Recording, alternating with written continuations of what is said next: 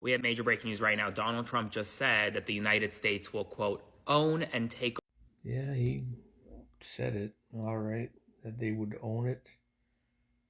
You know what his son-in-law, that fucking guy, Jared Kushner. He's got lots of money now because of the Saudis. But he said that the waterfront property in the Gaza Strip would be worth tons of money, that they should bulldoze a section of the Negev desert and let the Palestinians settle there.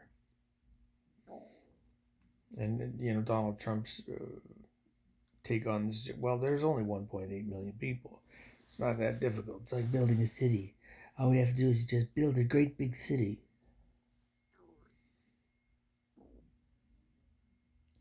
And then he's going to ensure suicide bombers for the next 50 years on American property and that sort of thing around the world. You don't just go in and tell somebody on their own homeland that they have to go somewhere else. You can do that, but you're just asking for trouble.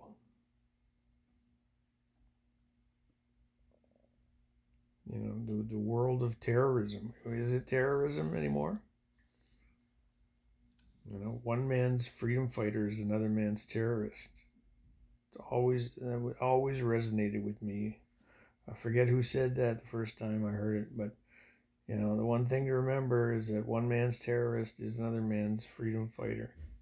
If you look at areas like Ireland, for instance, who would have ever thought 25 years ago that Sinn Féin would be a governing agent?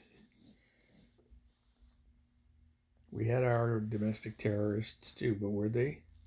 It makes you question everything.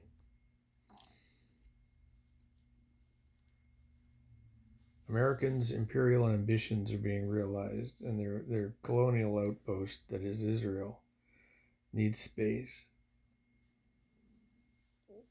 And that's what you're seeing unfold here.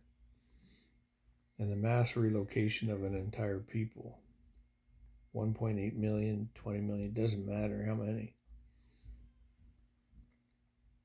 And then if he's willing to do that, he's willing to let Ukraine go to the Russians. And then he'll say, well, Ukraine technically is part of Russia. And before that all ends, because Europe will try to stand with Ukraine, and Ukraine will get nuclear weapons again. They'll start building them themselves. And then America will find itself on the wrong side of the moral compass, the moral history. And they'll have to decide, well, what are they going to do? Are they going to treat Ukraine like in Iran? No, we can't have these people getting nuclear weapons. And then ending up being a security agent for Russia. Like that's where these kinds of mental gymnastics lead. To commit America to the relocation of the people that live in Gaza, Palestinians, is to insert yourself in 1,000, 2,000, maybe even more year-old conflict and have your military, your civilian, all of those things become targets for the next 50 years.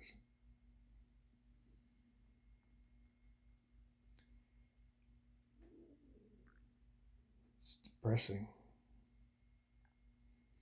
But that's happening for sure.